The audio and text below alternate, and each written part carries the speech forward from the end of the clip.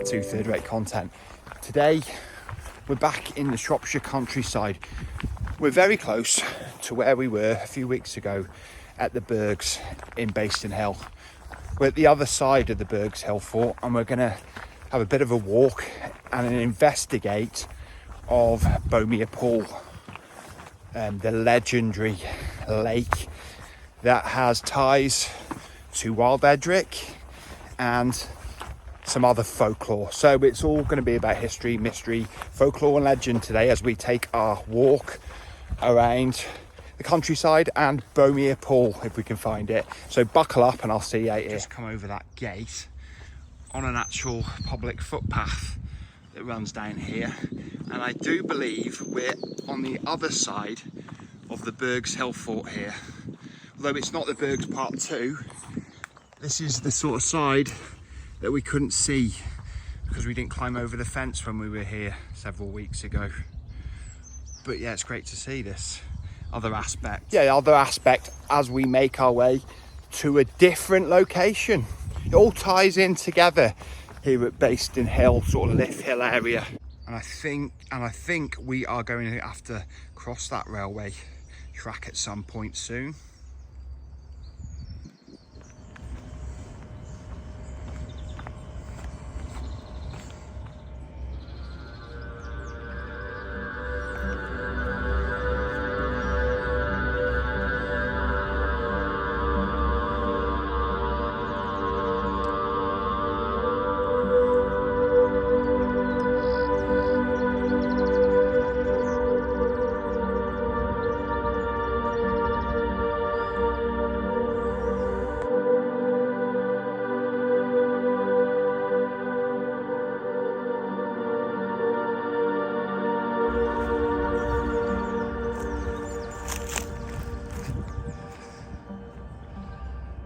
Yeah, we're actually getting a bonus here. I wasn't sure that we could cross that fence last time we visited the Bergs, not long ago. But it's really nice you get to see this whole different aspect.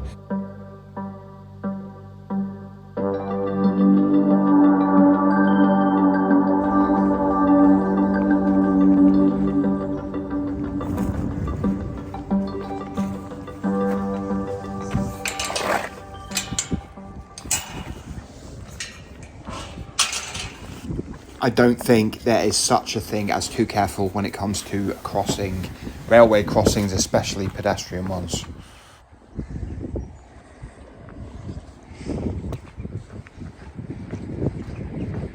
Yeah, it's not every day you cross a railway via pedestrian crossing, but today is one of those days. Yeah, just making our way across this, would you say, ploughed field.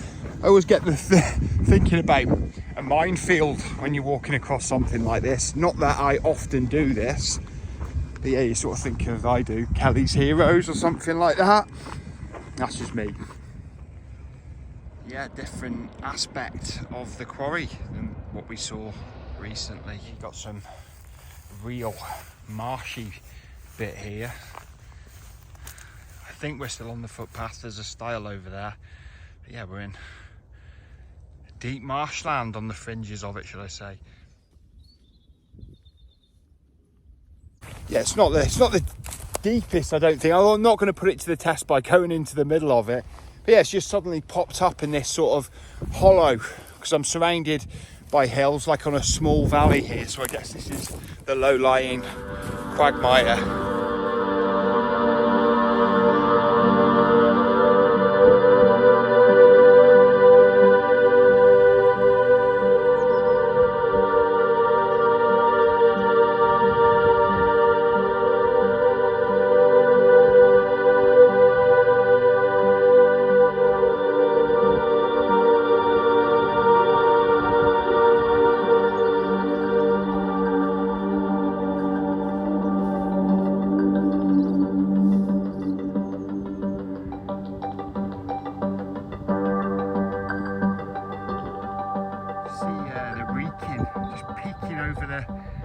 Trees top there, looking really pretty today.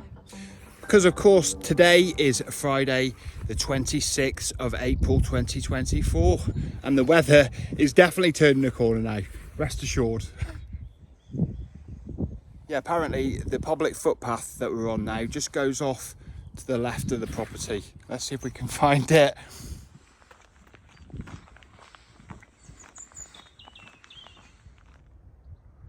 Just made our way through these pretty sketchy with brambles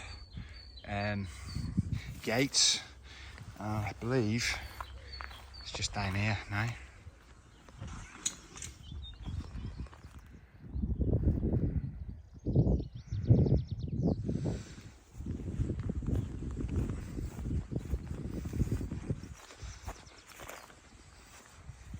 All these tractors are absolute ruins now, just like shells. I think they're just like spares and repairs, but they're mostly in need of repair now. I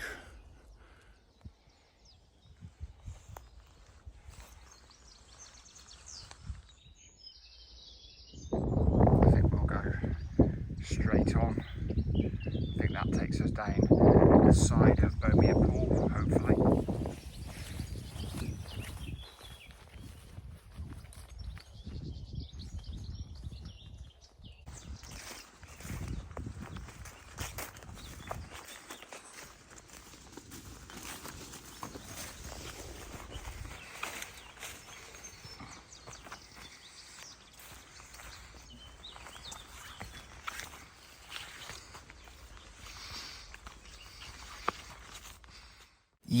Yeah, I got a bit lost off the footpath while I was walking through the woods. And I found myself at the Mere's edge. Obviously, this lake has loads of history. That's why we're down here talking about it now. But let's find out some of this history, mystery and folklore of this lake, supposedly bottomless lake. So Bomere Pool is in the parish of Condover, which is just to the south of the pool. And it wouldn't be surprising to find out that some of the folklore and legends pertaining to Bomere Pool contain fish and boats. So let's find out about them. The monster fish of Bomere Pool that carries Wild Edric's sword strapped to its side is a legend worth hearing. Roy Palmer, in his Folklore of Shropshire, states, Wild Edric was born at Condover and owned it according to an unfounded local belief. However, he did hold neighbouring Baston. Nevertheless, tradition maintained that the Bomere sword belonging to Edric, who committed it to a giant fish's keeping when he vanished, imprisoned in the lead mines under the Stipers stones. Only when Edric's rightful heir appears would the fish surrender it to him. But we'll find out Bomere Pool has had its effect on folklore, imagination and fiction. Yeah, and it's thought that Mary Webb used Bomere Pool as the inspiration for the Seine Lake, that sinister body of water, in her novel Precious Bane. Apparently there was a film version made of that novel in 1988. I've never heard of it, but Bomere Pool was not used for the filming.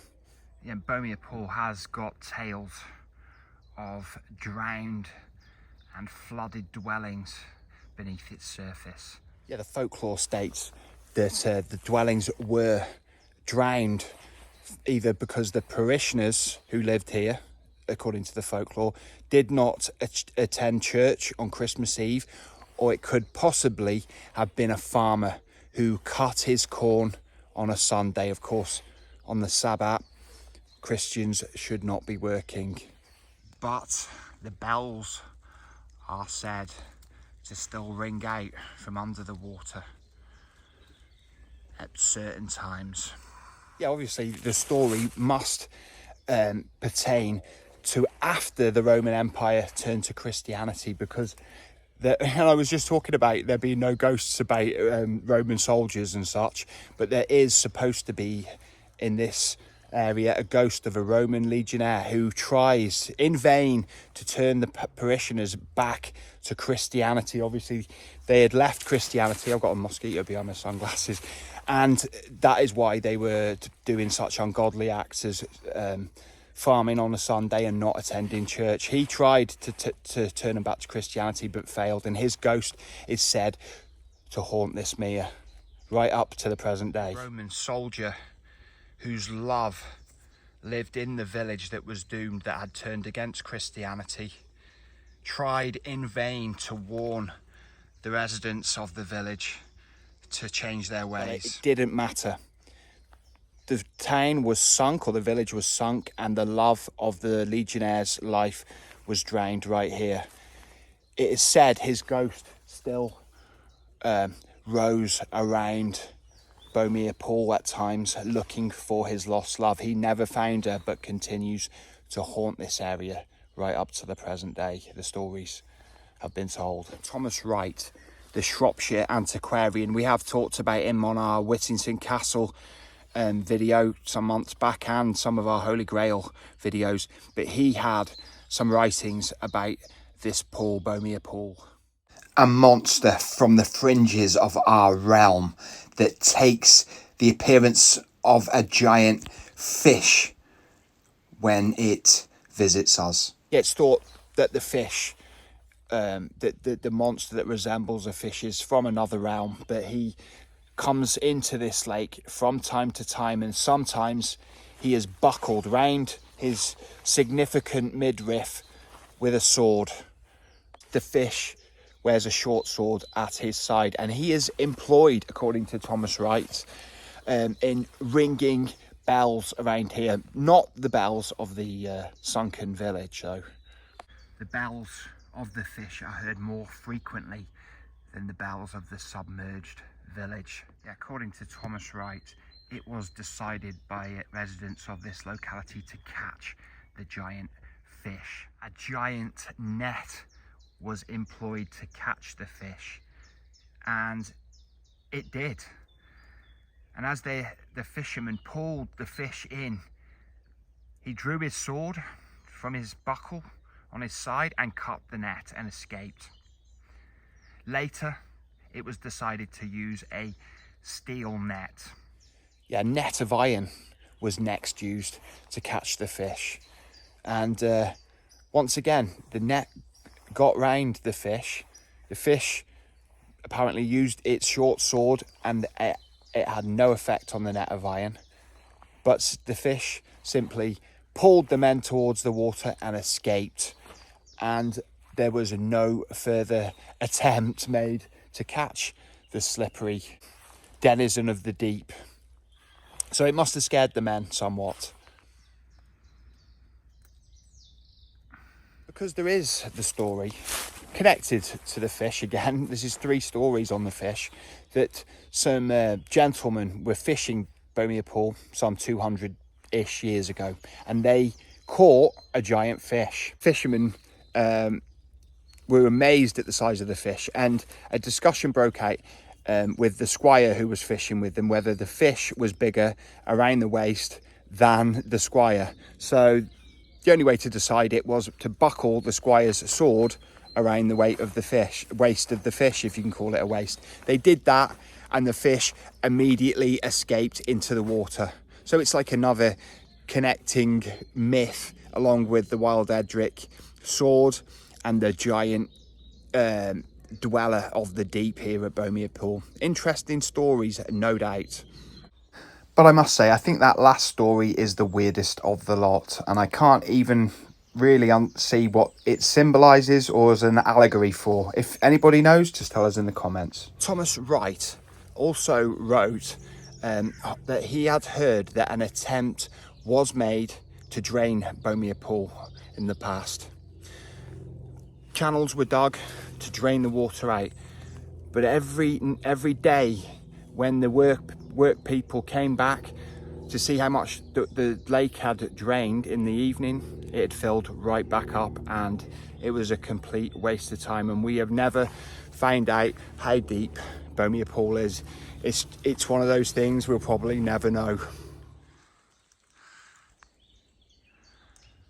So anyway, if you enjoyed today, please feel free to leave a like, subscribe, hit the notification bell, and have a comment if you want to chat with me. I reply to all applicable comments and I read them all. But if I don't see you soon, I'll see you 3 times as soon. Third rate content, signing out. Bye bye.